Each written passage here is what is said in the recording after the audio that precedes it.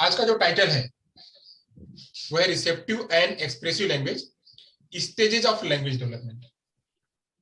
जैसा कि आप लोग जान चुके हैं कि इसके पहले मैंने जो है वो structure of language, function of language, prerequisites of language, ये सब के बारे में मैंने चर्चा कर दी हुई है।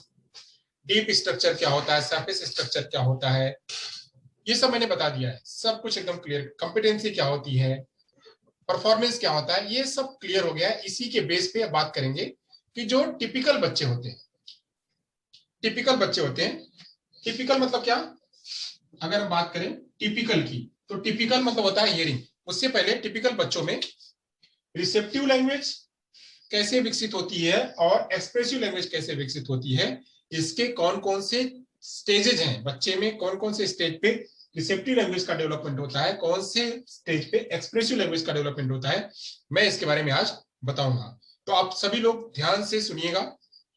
जहां नहीं समझ में आएगा वो चैट बॉक्स में हमको आप चैट करते जाइएगा, वहां मैं आपके प्रश्नों को लेता रहूंगा और मैं एक्सप्लेन करता रहूंगा। आइए चलते हैं, वीडियो की शुरुआत करते हैं। तो रिसेप्टिव और एक्सप्रेसिव लैंग्वेज के बारे में जानेंगे, साथ साथ में यह जानेंगे कि यह जो विकास है वो टिपिकल बच्चों में कैसे होता है। टिपिकल मतलब क्या, टिपिकली चिल्ड्रेन कौन होते हैं, जो कि सुन सकते हैं आसानी से, जिनका हियरिंग स्ट्रॉन्ग होता है, जिनको किसी प्रकार का हियरिंग का परेशानी नहीं होती, बस सामान्य रूप में सुन सकते हैं, हियरिंग एड उनको नहीं लगाना पड़ता है। तो उनके में जो भाषा विकास है वो रिसेप्टिव और एक्सप्रेसिव रूप में कैसे होता है, इसके बारे में जानेंगे। टिपिकल यानी हियरिंग चिल्ड्रन के बारे में, एक हियरिंग और एक हियरिंग इंपेयरमेंट, ये मैंने बताया हुआ था, चर्चा भी करी हुई पिछले वाले लेक्चर में बताया हुआ था। अब आगे करते हैं, चलिए आगे की शुरुआत करते हैं। सबसे पहले जानेंगे हम, सबसे पहले जानने की कोशिश करेंगे कि क्या होता है रिसेप्टिव लैंग्वेज। रिसेप्टिव लैंग्वेज क्या होता है उसके बारे में जानेंगे। रिसेप्टिव लैंग्वेज मतलब क्या, skills the ability to take in a language and understand, include being able to follow directions, understand a story and understand the figurative language। मतलब क्या, अब यहाँ पे एक एक की बात करते हैं, रिसेप्टिव की बात करते हैं। रिसेप्टिव मतलब क्या, जो कुछ भी है उसे ग्रहण करना, ग्रहण करना। रिसेप्शन मतलब ग्रहण करना या ग्रहणशील भाषा, अगर हम इसे शुद्ध हिंदी में कहेंगे तो ग्रहणशील भाषा। अब ग्रहण कैसे करेगा, मैंने आप लोगों को बताया हुआ था कि हमारे पास जो गेटवे है वो 5 है। 5 गेटवे के जरिए हम सीखते हैं, जो कुछ भी है वो हम सारा कुछ अंदर ग्रहण करते हैं। कैसे, सुन करके, देख करके, ट्यून करके, टेस्ट करके, टच करके। तो ये सारे के जरिए जो कुछ भी हम ग्रहण करते हैं वह ग्रहणशील हमारे अंदर में, हमारे मस्तिष्क में छाप बनती है, उसका एक इमेज बनता है। और उसी के जरिए जो मैंने बताया था प्री रिक्विसाइट्स में लैंग्वेज एक्विजिशन डिवाइस एलईडी, वह एलईडी जो है वह उसको कंक्लूड करके भाषा का निर्माण करती है। तो ऐसे जब भाषा को देख करके, सुन करके, समझ करके, उसके डायरेक्शंस को फॉलो करता है, तब जाकर के वह सारा कुछ जो है वह रिसेप्शन के रूप में आता है। तो रिसेप्टिव लैंग्वेज वही होती है जो कुछ भी बच्चा भाषा के रूप में ग्रहण करता है, जो कुछ भी बच्चा भाषा के रूप में ग्रहण करता है वह रिसेप्टिव लैंग्वेज होता है। तो अब इससे चाहे कोई स्टोरी है, चाहे कोई फिगरेटिव लैंग्वेज है, जैसे यहाँ पे चित्र दिखा रहा है, यहाँ पे 2 बच्चे हैं, वो दोनों बच्चे एक बोल रहा है और एक सुन रहा है। तो जो बोल रहा है वह क्या कर रहा है, वह एक्सप्रेस कर रहा है, जो दूसरा सुन रहा है वह क्या कर रहा है, भाषा को या जो बोला जा रहा है बात को वह क्या कर रहा है, वह उसको ग्रहण कर रहा है। तो ऐसे इन दोनों में चित्र को देख करके फिगरेटिव लैंग्वेज को भी मीनिंग निकाल पा रहे हैं कि 2 बच्चे हैं आपस में बात कर रहे हैं।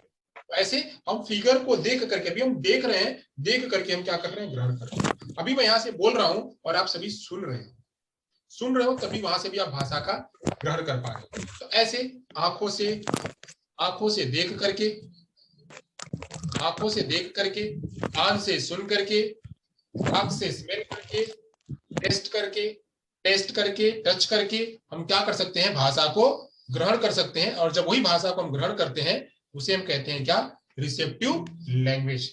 अब बात करते हैं, receptive language is the understanding of the language input. क्या है, अब यही, चलिए हम इसको थोड़ा सा और डायग्राम के जरिए बताते चलते हैं।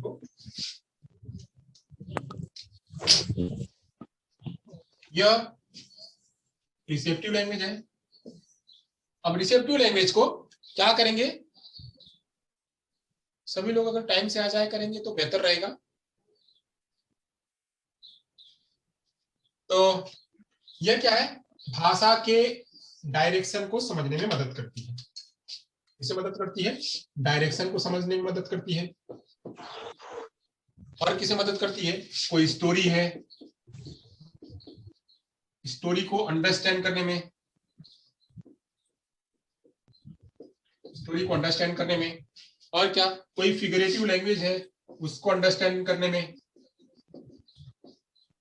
फिगरेटिव लैंग्वेज है उसको अंडरस्टैंड करने में। या फिर यह सब कुछ अगर मिलाकर के ओवरऑल की बात करें तो इसे हम क्या कहेंगे, जो रिसेप्टिव लैंग्वेज है वो एक प्रकार का क्या है, इनपुट। इनपुट मतलब क्या, कि लेना, ग्रहण करना, ग्रहण करना, सारा कुछ ग्रहण करना। आप मेरे वीडियो को और इमेज जो पीपीटी है उस दोनों को साथ में रख करके पढ़ेंगे, दोनों को पिन करके पढ़ेंगे, वहां से आपको समझ में आएगा। तो भाषा जो रिसेप्टिव लैंग्वेज है वह क्या है, अंडरस्टैंडिंग ऑफ लैंग्वेज इनपुट, यानी भाषा को जो भी है, चाहे वह हिंदी में हो, चाहे वह अंग्रेजी में हो, चाहे वह मलयालम में हो, चाहे वह मारवाड़ी में हो, अगर आप उसको सुन करके कानों से अपने मस्तिष्क तक लेके जाते हैं, वह सारा इनपुट कंक्लूड करके मस्तिष्क बताता है कि यह सब कुछ कहा गया है, अभी खाली कहा गया है, आपके मस्तिष्क में ही है। इसी को कहते हैं रिसेप्शन। रिसेप्शन मतलब क्या, इनपुट। इनपुट, जैसे ही आप कुछ देते हैं किसी को, आप कुछ खाना खाते हैं तो खाना खाते हैं तो खाना क्या कर रहे हैं, आप सारा कुछ इनपुट कर रहे हैं, इनपुट कर रहे हैं, इनपुट कर रहे हैं सारा कुछ। सांस ले रहे हैं तो सांस लेना क्या है, एक प्रकार का वह इनपुट है, इसीलिए उसको कहते हैं इनहेलेशन, इसीलिए उसको इनहेलेशन कहते हैं। जब आप सांस छोड़ते हैं, एक्सहेलेशन करते हैं, तो वह सांस को छोड़ना होता है, यानी फिर वह एक्सप्रेस करना होता है। ओके, अभी हम एक्सप्रेशन की बाद में बात करेंगे। तो अभी हम बात करते हैं क्या, रिसेप्शन क्या है, प्रकार का इनपुट है। रिसेप्शन क्या है कि किसी डायरेक्शन को समझना है, रिसेप्शन क्या है किसी स्टोरी को समझना है, रिसेप्शन क्या है कोई फिगरेटिव, कोई पिक्चर है, कोई फिगर है, या कोई किसी प्रकार का डायग्राम है, उस डायग्राम को समझना, वो कहलाता है फिगरेटिव लैंग्वेज। ओके, और क्या होता है, this include the understanding of both words and gestures. ये और क्या करती है, ये और किसको शामिल करती है, ये कहती है कि हमको इसमें हमारे जो वर्ड होते हैं, वर्ड्स होते हैं, और जो गेस्चर्स होते हैं, जो गेस्चर्स होते हैं, वर्ड्स एंड गेस्चर्स को भी अंडरस्टैंड करना। जो शब्द हैं, शब्द समझ करिए कि हमने यहां पे लिखा है गेस्चर, गेस्चर लिखा हुआ है। अब ये गेस्चर जो है, अब ये गेस्चर लिखा हुआ है, इस गेस्चर को हम क्या कर रहे हैं, समझ रहे हैं। गेस्चर मतलब हाव भाव, हमारा हाव भाव जो है वो, हमारा बॉडी लैंग्वेज है वो, ये सब हमारे को वह समझना। या किसी ने कहा कि चलो दौड़ते हैं, प्यास लगी है, तो ऐसे पानी, दूध, जो भी हम ये सब कुछ कर रहे हैं, या हम बहुत क्रोधित हैं, तो ये हमारा गेस्चर्स हमको हमारा बताता है कि हम क्या कहना चाह रहे हैं। तो उसको भी कोई व्यक्ति समझ जाता है, हम बोल नहीं रहे अभी, वो नॉन वर्बल नहीं, वो नॉन वर्बल है। गेस्चर क्या है, नॉन वर्बल लैंग्वेज है। तो नॉन वर्बल लैंग्वेज को, चाहे वर्बल लैंग्वेज को, वो शब्दों के रूप में लिखा हुआ, उन दोनों को समझने में भी क्या करता है, वो सब कुछ हम जो हम ग्रहण करते हैं वो भी रिसेप्शन में आता है। Okay, receptive language is understanding of concept. और क्या है, किसी कॉन्सेप्ट को समझना, अंडरस्टैंड द कॉन्सेप्ट, किसी कॉन्सेप्ट को भी समझना। आप लोग को दिख रहा है ना, दिख रहा है कि नहीं? यस सर, दिख रहा है। यस सर, दिख रहा है।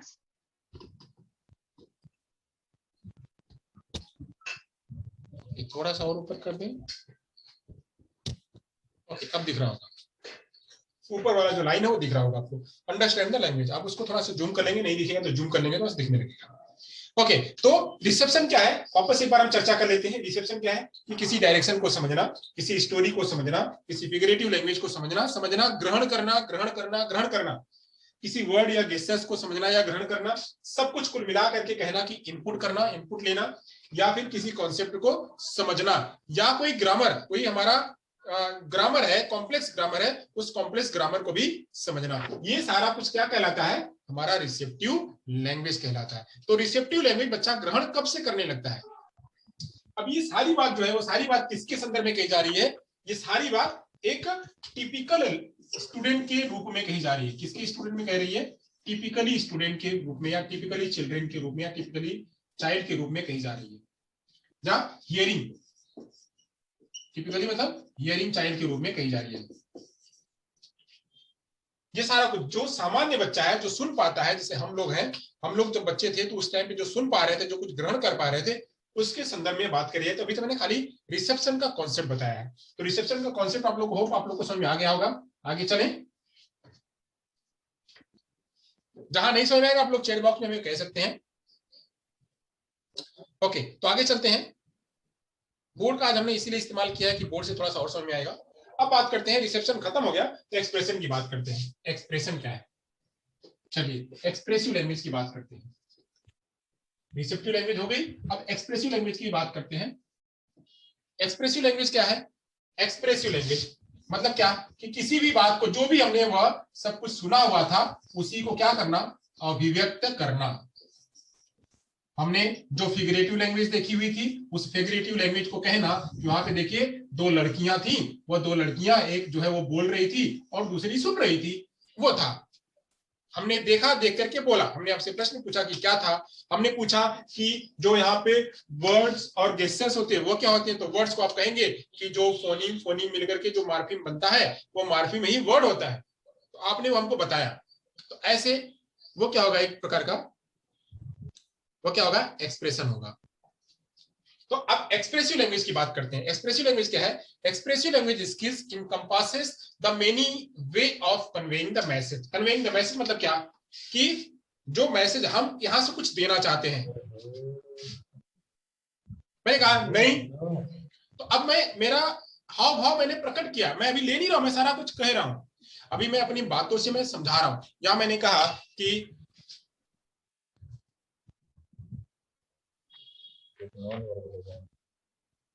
मैंने साइन में कहा कि आज लैंग्वेज की क्लास चलेगी नहीं, या आज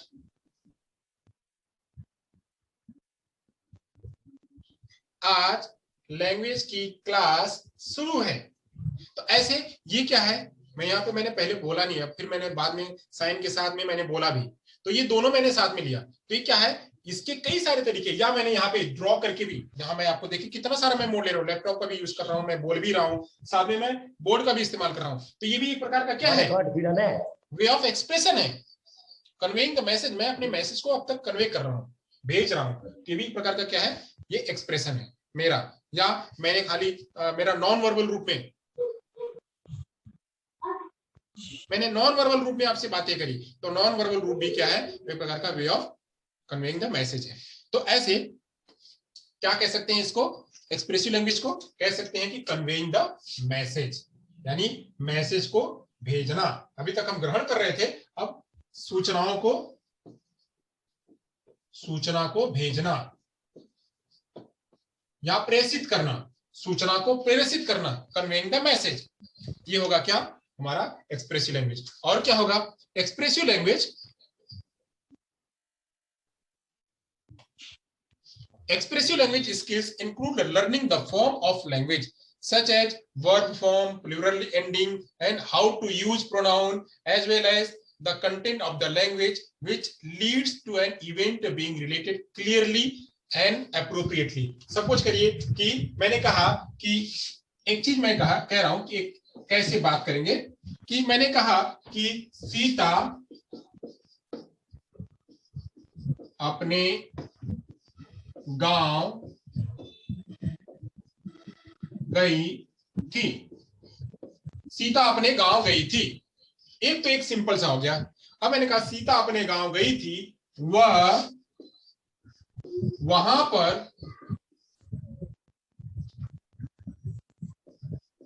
अपने गांव के लोगों से मिली। क्या सीता की जगह पे मैंने क्या प्रयोग कर लिया? वह प्रयोग कर लिया, और सेंटेंस हमारा थोड़ा सा और बड़ा हो गया। तो ऐसे ही यह भी क्या है एक प्रकार का एक्सप्रेशन। अब एक्सप्रेशन कैसा है? राइटिंग के रूप में। तो राइटिंग में कहाँ पे नाउन प्रयोग करना है, नाउन की जगह पे कहाँ प्रोनाउन प्रयोग करना है, कहाँ पे वर्ब प्रयोग करना है। मैंने बताया हुआ था कि अंग्रेजी में जब सेंटेंस का स्ट्रक्चर होता है तो वह SVO के रूप में होता है। जब वही हिंदी में SVO जब सेंटेंस का स्ट्रक्चर होता है तो वह SOV के रूप में हो जाता है। तो ये इस रूप में किसी भी बात को अभिव्यक्त करना यह भी बच्चे को आ जाता है। तो वर्ब के रूप में और प्लूरल के रूप में, प्रोनाउन के रूप में या नाउन के रूप में बच्चा जब उसको एक्यूरेटली सही से ग्रामर के रूप में प्रस्तुत करने लगता है तो वह भी एक्सप्रेसिव लैंग्वेज का भाग होता है। ओके, यहां तक आपको समझ में आ गया होगा। आगे चलते हैं। It also include the function of language which can worry based upon the listener. यानी क्या है इसमें फंक्शन, जो एक्सप्रेसिव लैंग्वेज है, एक्सप्रेसिव लैंग्वेज में और क्या होता है कि फंक्शन ऑफ लैंग्वेज,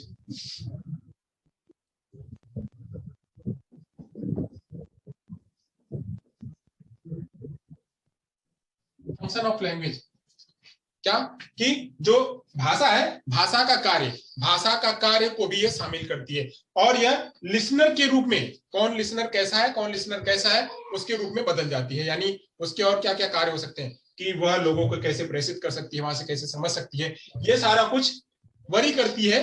कौन है? छोटा बच्चे के साथ में आप बातचीत कर रहे हैं या बड़े बच्चे के साथ में बातचीत कर रहे हैं, किसके साथ में बातचीत कर रहे हैं, तो इसके आधार पे वह बदलते रहती है। तो एक्सप्रेसिव लैंग्वेज ये होता है कि हम किसके साथ में किस रूप में बात कर रहे हैं, वह भी इसमें शामिल करती है।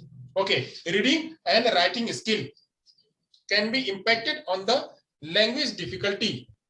क्या है? जो रीडिंग और राइटिंग स्किल्स है, वो रीडिंग राइटिंग स्किल्स अगर किसी बच्चे को आ रही है, अगर आपका रीडिंग राइटिंग स्किल्स मजबूत है तो आप अपने स्पीच और लैंग्वेज में बहुत ज्यादा कमांड रख पाएंगे। यानी किसी बच्चे का स्पीच और मतलब रीडिंग और राइटिंग अगर किसी बच्चे की मजबूत है, वह उसकी रीडिंग राइटिंग अच्छी है तो उसका स्पीच भी अच्छा होगा। अगर नहीं है तो उसका प्रभाव कहाँ होगा? उसके स्पीच और लैंग्वेज पर पड़ेगा। तो वैसे ही उसी को लैंग्वेज, उन बच्चों को जिनका बराबर नहीं होता है उनको स्पीच और लैंग्वेज थेरेपी देने की आवश्यकता पड़ती है। यानी जितना हमारे पास भाषा रिसेप्शन अगर कम रहेगा तो एक्सप्रेशन कम होगा।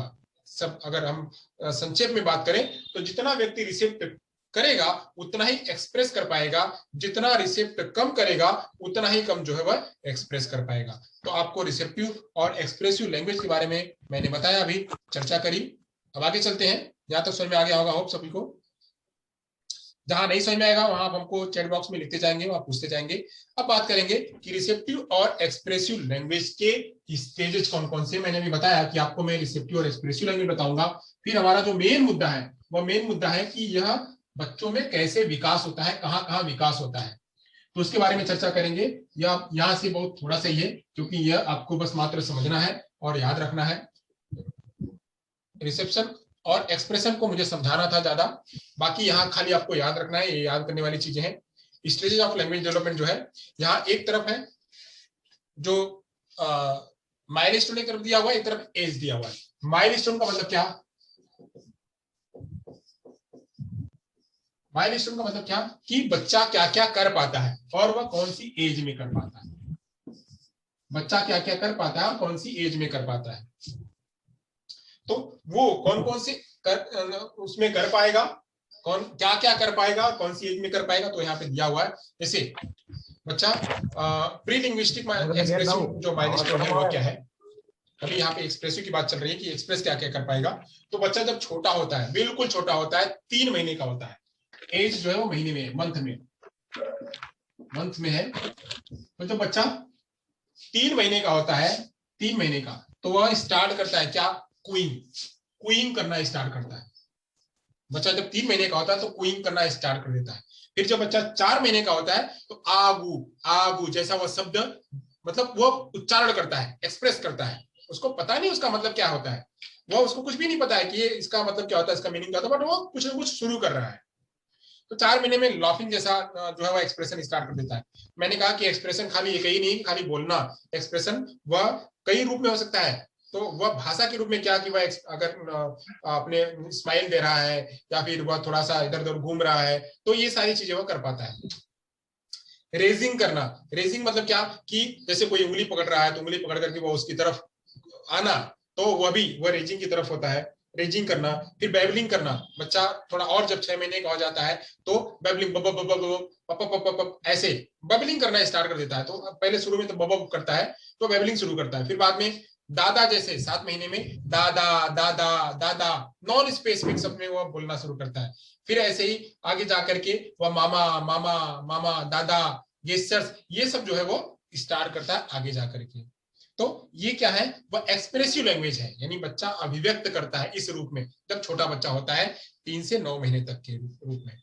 ओके, ये सब कुछ उसके टर्मिनोलॉजी है, इसकी चर्चा नहीं करते हैं, आगे चलते हैं। और क्या है, 11 महीने में जब बच्चा हो जाता है, एज जो है उसकी 11 महीने की, माइलस्टोन क्या होता है कि बच्चा एक वर्ड, स्पेसिफिक एक वर्ड मामा दादा बोलने लगता है, यानी एक्सप्रेस करने लगता है।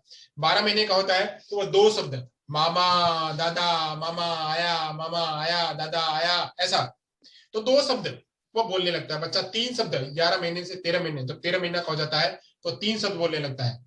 फिर इमेच्योर जॉर्गनिंग, यानी उसमें क्या है वो पता नहीं, शब्दों में क्या है उसको पता नहीं है, वो कुछ ना कुछ बोलने लगता है। तो वह शब्दों में क्या लिखा हुआ है, वो फ्रेज में है, कहाँ है, किस तरह, कुछ नहीं, बट वो बोलने लगता है। तो वह 15 महीने का होता है तो वह 3 से 4 शब्दों का एक शब्द बोलने लगता है। फिर जब 16 महीने का होता है तो 4 से 6 शब्द का उसके पास हो जाता है, वो एक्सप्रेस करने लगता है 4 से 6 शब्द। दादी आई पानी लाई, मम्मी आई टॉफी, मम्मी आई पानी लाई, ऐसा, मतलब वो 4 से 5-6 शब्द उसके पास हो जाते हैं और वो एक्सप्रेस करने लगता है। 18 महीने का होता है तो 7 से 10 वर्ड्स यूज करने लगता है। 19 महीने का होता है तो 20 शब्द, लगभग 20 शब्द यूज करने लगता है, उसके पास हो जाते हैं एक्सप्रेस करने के लिए। 21 महीने का होता है तो 2 शब्दों का फ्रेज, पापा आए, पापा आए, ऐसा वह प्रयोग करने लगता है। 24 महीने का होता है तो लगभग 50 शब्द उसके पास हो जाते हैं और 2 सेंटेंस वो बोलने लगता है। जो उसके बाद जब 26 महीने का होता है तो प्रोनाउन, जैसे मैंने बताया था कि इसकी मम्मी आई वो टॉफी लाई, मम्मी आई वो टॉफी लाई, तो मम्मी की जगह पे वो प्रोनाउन भी इस्तेमाल करना था जब 26 महीने का हो जाता है तो। और 30 महीने में बच्चे के पास 250 शब्द हो जाते हैं और वह 2 शब्दों को, दो डिजिट को रिपीट भी करने लगता है। 36 महीने का हो जाता है तो 3 शब्द वाले सेंटेंस बोलने लगता है और उसको 3 बार रिपीट भी करना उसके पास हो जाता है, सीखने लगता है। तो मैंने आपको कहा था इसको आपको खाली समझना है, इसमें कुछ बहुत ज्यादा विशेष नहीं है, खाली आपको याद रखना है कि कौन कौन से स्टेजेस है, कैसे कैसे होते हैं। और क्या, जब 30 से 36 महीने का हो जाता है तो 4 से 5 शब्द वाले सेंटेंस वो बोलने लगता है। स्पीच की समझ उसके पास लगभग 80% हो जाती है और वह प्लूरल, जो मतलब दीदी या बहुत सारे बच्चे थे वहां पे, तो प्लूरल जो बहुवचन है, बहुवचन का भी वो प्रयोग अपने वाक्यों में करने लगता है। ऐसे जब 36 से 42 महीने का हो जाता है तो वह अपना नाम जब भी पूछा जाता है तो अपना नाम बता सकता है। वो अगर कोई काउंट वाली चीजें हैं तो बता, काउंट करके बताओ तो काउंट करके बता सकता है। फिर वह अप्रोप्रिएट प्रोनाउन कहाँ लगेगा, कि जैसे जैसे कोई बात मैंने कहा कि सीता अपने गांव गई, वह अपना गांव वालों से मिली, तो सीता की जगह पे वह प्रयोग करना और उसका स्त्रीलिंग और पुल्लिंग का भी प्रयोग करना, यह बच्चा 36 से 42 महीने में उसको आ जाता है। तो वह गर्ल्स और बॉयज की मैंने अभी बता दिया कि सीता गई, सीता गया नहीं कहेगा, सीता गई कहेगी। तो वह अपने गांव वालों से मिली, मिला नहीं कहेगा मिली। तो ऐसे जहां पे फीमेल है तो वहां पे फीमेल से जैसे, और जहां मेल है वहां पे मेल जैसे सेंटेंस में वह प्रयोग करने लगता है। तो ऐसे 36 से 42 महीने में भी उसको ये सब पता हो जाता है। आगे आगे बात करते हैं कि अभी तक हमने बात करी कि वही 1 महीने से लेकर के रिसेप्टिव लैंग्वेज कैसी होती है, उसके माइलस्टोन कौन थे और एज कौन सी थी। अब हम बात करते हैं एक्सप्रेसिव, अब हम बात करते हैं रिसेप्टिव की। रिसेप्टिव में क्या क्या होता है, तो बच्चा 1 महीने में जब होता है तो वह आसपास की जो साउंड है वो उससे अलर्ट होने, जैसे आवाज कहीं से आ रही है तो आवाज आ रही है तो वह जो है वो सुनने लगता है। यानी पहले तो कुछ भी हो रहा था उसको नहीं पता, जब 1 महीना होता है तो आवाजों पर वो जो है वह वहां पे ध्यान केंद्रित करता है कि यहाँ से आवाज आ रही है, यानी वह ध्वनि के प्रति आकर्षित होता है, अलर्ट हो जाता है। फिर 2 महीने का होता है तो वह उसको सोशल स्माइल अगर कोई कर रहा है तो उसके प्रति वह ध्यान करता है, यानी अगर कोई स्माइल कर रहा है तो उसके प्रति वह ध्यान करने लगता है 2 महीने का हो जाता है तो। जो वॉइस है, वॉइस के प्रति वह पहचान होने लगती है, उसकी रिसेप्शन होने लगता है, यानी अगर कुछ कह रहा है तो वह समझ लगता है, उसका मीनिंग निकाल लेता है, कहेगा नहीं, अभी बोलेगा नहीं, बट वो जो है उसके दिमाग में आने लगता है। फिर बेल के प्रति, बेल अगर कोई घंटी बजा रहा है तो घंटी के प्रति भी वह जो है ओरिएंट हो जाता है और वह उस तरफ ध्यान केंद्रित करने लगता है।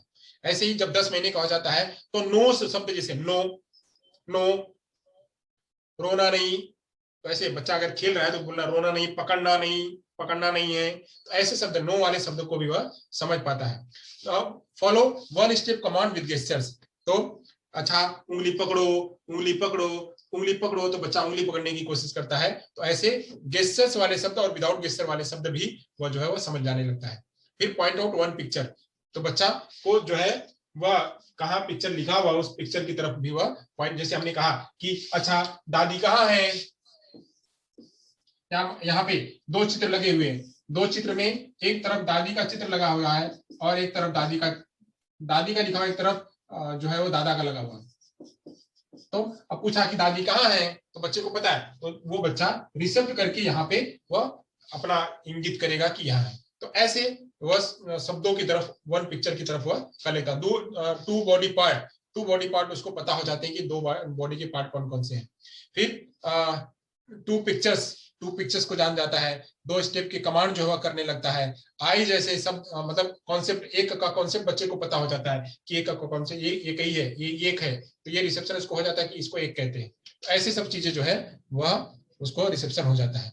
Follow to prepositional command on in, अगर किसी ने कहा कि इसको पुस्तक पर रख दो, तो वह उसको यहां से ले करके उसको ऐसा नहीं आया कि इसको ऊपर रखना है, यानी हमने कहा कि ये पेन को टेबल पर रखो, पेन को टेबल पर रखो, तो पेन को लेकर के टेबल पर रखेगा, यानी उसका वो रिसेप्शन हो रहा है, उसकी मीनिंग उसको समझ में आ गई है कि इसको टेबल पर रखना है। Identity object or picture based on the identify object or pictures, यानी पिक्चर से शब्द का, शब्द से पिक्चर का, ऑब्जेक्ट से पिक्चर का मिलान भी वह करने लगता है। फिर आगे जाकर के बच्चा जब 30 से 36 महीने का और होता है तो कौन सी बड़ी चीज है, कौन सी छोटी चीज है, कौन सी जो है वह गर्म चीज है, कौन सी ठंडी चीज है, इन सब चीजों के बारे में भी बच्चा जान जाता है। तो ऐसे रिसेप्टिव और एक्सप्रेसिव लैंग्वेज बच्चे के अंदर में विकसित होती है। 36 से 42 बच्चे महीने का हो जाता है तो बच्चा what do you do when you are sleep, hungry, cold, ये सब सारे शब्द अगर आपने प्रश्न पूछा, WH के प्रश्न पूछे, तो WH के प्रश्न में बच्चा जवाब देने लगता है। फॉलो 4 प्रीपोजिशनल कमांड, जैसे इन, ऑन, अंडर, बिहाइंड, इन सब चीजों को बच्चे को समझ हो जाती है, उसका भी रिसेप्शन हो जाता है कि कहाँ इन होता है, कहाँ ऑन होता है, कहाँ अंडर होता है, कहाँ बिहाइंड होता है, इन सब चीजों को बच्चे को जानकारी हो जाती है और वो उसको रिसेप्ट करने लगता है। Can repeat 3 digit when asked, अगर बच्चे को पूछा गया 3 बार करने के लिए, तो बच्चा उसको जो है वो 3 बार उसको उसी चीज को उच्चारण कर सकता है, यानी उसके अंदर में वो मेमोरी उतनी स्ट्रांग हो जाती है। कंपेयर लेंथ, एक लेंथ है, दूसरी लेंथ है, दोनों लेंथों के बीच में कंपेयर करने लगता है। जैसे यहाँ पे देखिए लेंथ है, ये 2 पेन है, दोनों पेन को मैं एक साथ में रख रहा हूँ, आप खुद देख सकते हैं कि एक छोटी है और एक बड़ी है, तो ये बच्चा वहां बता सकता है कि एक पेन छोटी है और एक पेन बड़ी है, यहाँ पे देख सकते हैं आप। तो ऐसे able to group or sort, मतलब अगर बात करी जाए तो ये रेड है तो इसको रेड में रखेगा, या ब्लू, या जो है वो ब्लैक है तो इसको ब्लैक में रखेगा, या जो ग्रीन है तो इसको ग्रीन में रखेगा। तो ऐसे अलग अलग जगहों पे इसको क्लासिफाई करने भी बच्चे पा जाता है, यानी इसका रिसेप्शन बच्चे को पता हो जाता है कि कहाँ पे इसको कहाँ रखना है। ओके, तो ऐसे बच्चे को रिसेप्टिव लैंग्वेज भी पता हो जाती है। होप आप लोगों को यहाँ तक समझ में आया होगा। इसे बहुत ज्यादा कुछ बताने की जरूरत नहीं थी, तो इसीलिए मैंने बहुत शॉर्ट में इसको बनाया हुआ था ताकि आपका ये काम खत्म हो जाए, फिर आगे हम यूनिट 2 स्टार्ट करेंगे। तो अभी यहाँ हमारा जो लेक्चर था वो खत्म हुआ। अगर आप लोगों को कोई प्रश्न है